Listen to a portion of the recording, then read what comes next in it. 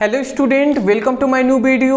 आज का ये वीडियो आप सभी के लिए बहुत ही ज़्यादा इम्पोर्टेंट है क्योंकि एक इम्पॉर्टेंट टॉपिक पर हम डिस्कस करेंगे जो है हमारा संख्याओं का निकटतम, या इसे ही हम संख्याओं का निकटन भी कहते हैं। तो निकटतम या निकटम दोनों बात एक ही है। आज के इस वीडियो में पूरी तरीके से डिटेल में हम इसको समझने वाले हैं कि ये क्या होते हैं और इस पर एग्जाम में कैसे क्वेश्चन बनते हैं। तो हम पढ़ रहे हैं क्लास 11th फिजिक्स, और फिजिक्स का हम पहला चैप्टर पढ़ रहे हैं जो है मात्रक एवं मापांक। ठीक है ना। तो चलिए अब इसको हम समझ लेते हैं। चलिए, तो यहाँ पे मैं आपको बता दूं, सबसे पहले ये समझेंगे कि संख्याओं का निकटतम कहते किसे हैं। तो देखिए यहाँ पे हमने परिभाषा लिखा हुआ है, बट परिभाषा आपको तब समझ में आएगा, पहले हम एग्जाम्पल से कुछ समझाएंगे तब। तो पहले आप एग्जाम्पल समझिए तब आपको समझ में आएगा। ठीक है ना। तो एग्जाम्पल, जैसे मैं आपको एग्जाम्पल दे दूं, जैसे 2.5375, ये हमने एक एग्जाम्पल लिख दिया। एक हमने ये क्या लिख दिया है, यहाँ पे हमने अंक लिख दिए हैं। आपको एक संख्या, हमने यहाँ पे संख्या लिख दिए हैं।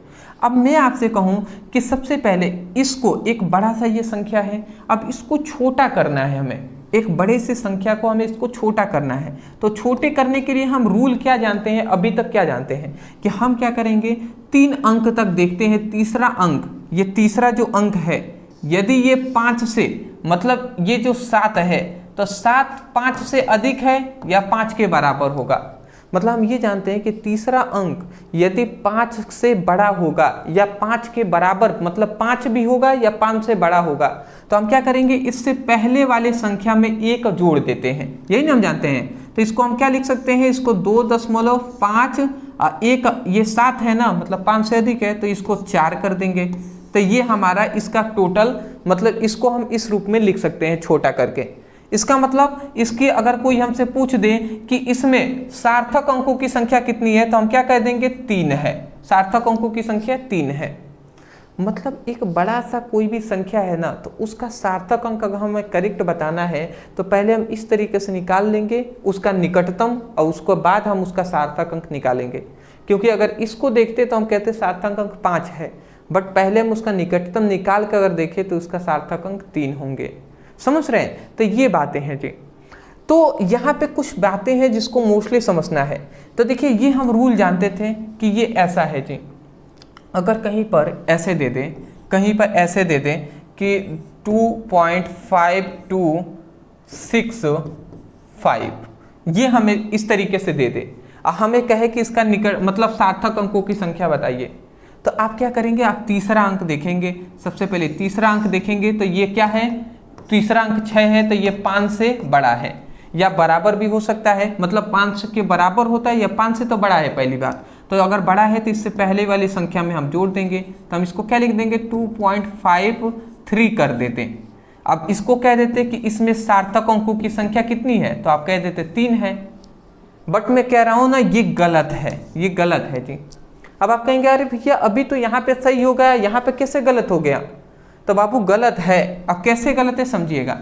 गलत ये है ना कि हमने क्या किया, हमने इसको 6 देखा तो इसको 2 में हमने 1 जोड़ दिया, मतलब इसको हमने 5 3 कर दिया, जबकि यहाँ पे 3 नहीं होगा, यहाँ पे क्या होगा, यहाँ पे 2 ही होगा। यहाँ पे क्या होगा, 2 ही होगा, मतलब 2.252 ही होगा।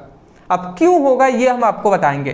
पहले इसके सार्थक अंकों की संख्या कितनी होगी, तो 3 इसकी सार्थक अंकों की संख्या हो जाएगी। अब सार्थक अंक कैसे निकालते हैं, ये सब हमने पिछली क्लासेस में बताया गया है। ये इस चैप्टर का लगभग 5वां लेक्चर है। तो ये आपके ऊपर है, आप कितना देख रहे हैं। डिस्क्रिप्शन बॉक्स में हमने लिंक दे दिया है फिजिक्स का, वहाँ से अपनी स्टडी कर सकते हैं। देखिए क्यों हमने यहाँ पर 1 बढ़ा दिया, यहाँ पे 1 नहीं बढ़ा रहे हैं, ऐसा क्यों।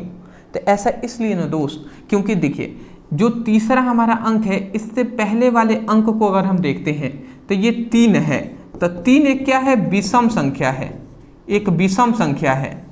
अगर हम देखें तो तीसरा अंक 6 है ना, इससे पहले वाली जो संख्या है 2 एक क्या है, सम संख्या है।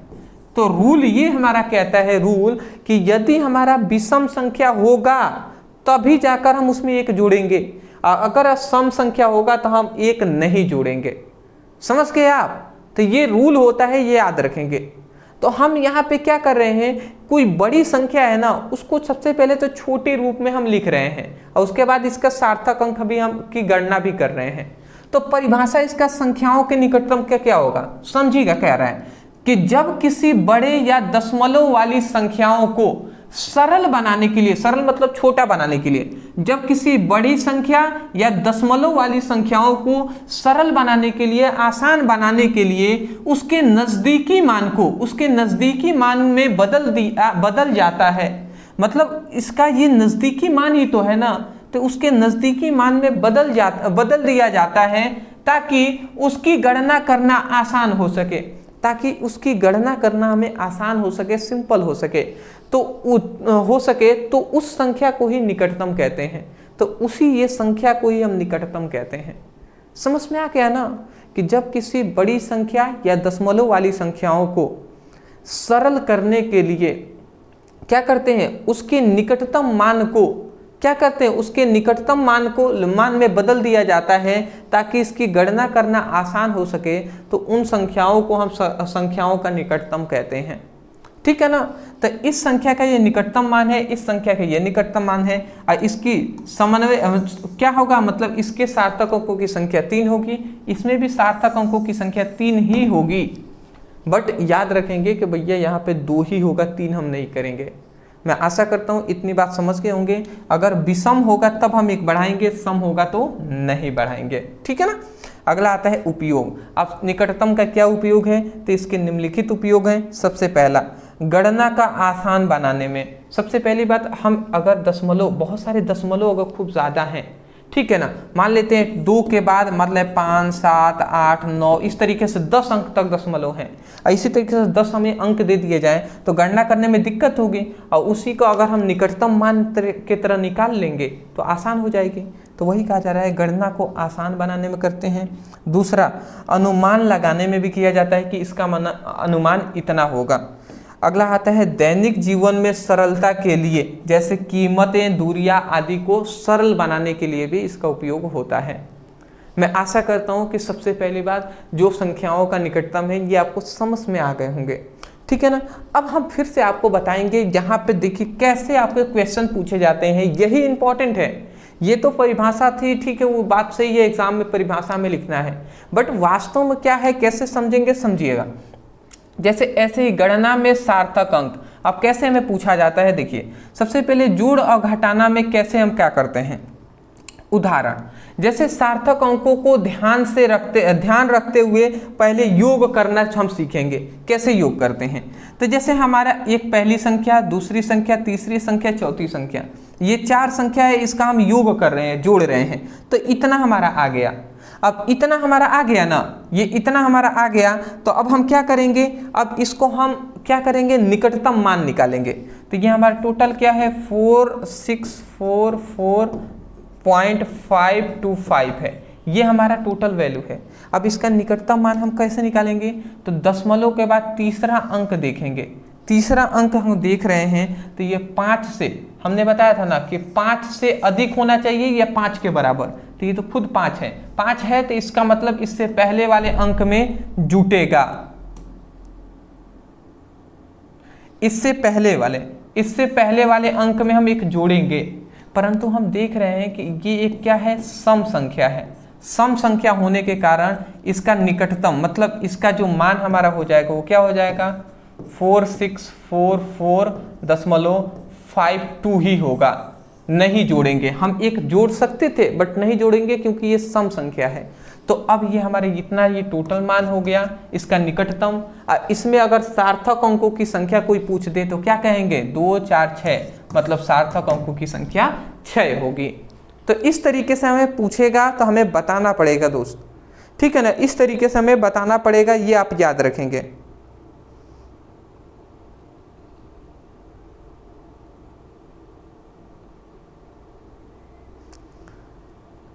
ठीक है। बट यहाँ पे थोड़ा सा एक रूल में मैं मिस्टेक कर दिया हूँ। यहाँ पे एक रूल होता है जोड़ने और घटाने में, वो क्या रूल होता है समझिएगा। थोड़ा सा यहाँ पे मिस्टेक हो गया है, मैं माफ़ी चाहूँगा। देखिए एक रूल मैं भी भूल गया, इसके लिए ये मिस्टेक हो गया है। देखिए इसी तरीके से सार्थक अंकों का थोड़ा सा मिस्टेक करेंगे ना तो हम सब कुछ भूल सकते हैं। देखिए क्या हमने बोला, जैसे ये जो संख्याएं देंगी ना तो इसमें सबसे कम दशमलव के बाद कौन संख्या है उसको देखेंगे। तो इसके दशमलव के बाद 2 संख्या है, इसके बाद 3, इसके बाद 2, इसमें 1 है, दशमलव के बाद 1 है ना। तो अब हम दशमलव के बाद अगर 1 है तो हम एक ही अंक तक इसका टोटल हम आंसर लेंगे। तो मतलब ये क्या है 4644 और दशमलव 525 है ना।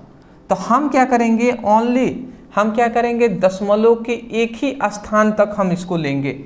तो दशमलव का एक स्थान यहाँ पे क्या है 5 है ना, तो इसको ओनली हम क्या करेंगे जी, ओनली हम क्या लिख देंगे, इसको लिख देंगे 4644 और दशमलव 5 कर देंगे। ठीक है ना, 5 कर देंगे। ठीक है, अगर हम चाहते, अगर यहाँ पे मान लेते हैं 6 होता, 7 होता, 5 होता है इस 2 के जगह पर, तो इसमें हम 1 बढ़ा देते हैं क्योंकि विषम संख्या है, परंतु ये तो 5 से कम ही है तो इसमें बढ़ाने की कोई आवश्यकता नहीं है, तो ये इतना हो जाएगा। तो ये हमारा टोटल मान होगा, निकटतम मान, और इसमें सार्थक अंकों की संख्या कितनी हो जाएगी 5 हो जाएगी।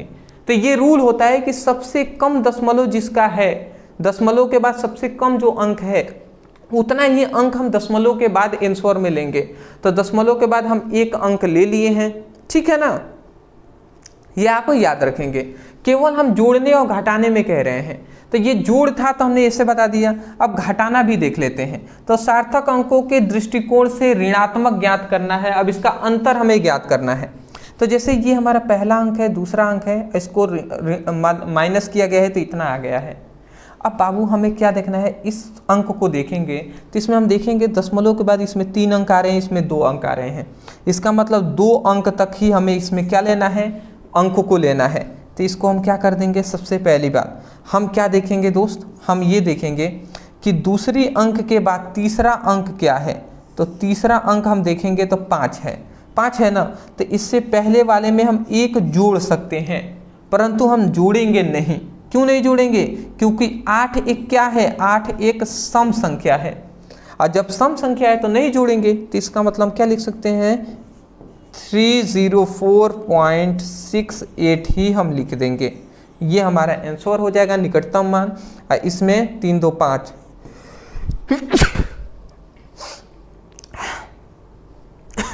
ये हमारा अंतर हो जाएगा, मतलब सार्थक अंकों की संख्या कोई पूछते तो 5 कहेंगे।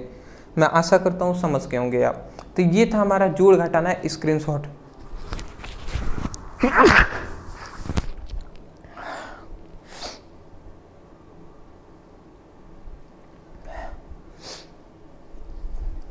ठीक है, तो जोड़ घटाना में ऐसे करते हैं। अब गुणा भाग में रूल थोड़ा सा चेंज होता है। अब देखिए गुणा और भाग कैसे करेंगे। तो देखिए उदाहरण में हमने लिखा हुआ है सार्थक अंकों के दृष्टिकोण से गुणनफल। अब गुणनफल में क्या होता है, जैसे ये दोनों अंक गुणा हो रहे हैं, गुणा हो रहे हैं ना।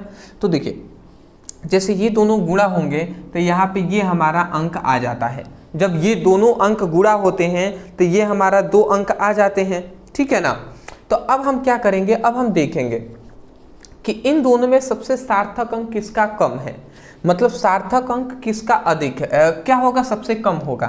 तो देखिए अगर इसमें सार्थक अंकों की संख्या कोई पूछ दे तो हम क्या कह देंगे, इसमें सार्थक अंकों की संख्या कितनी है, 3 है।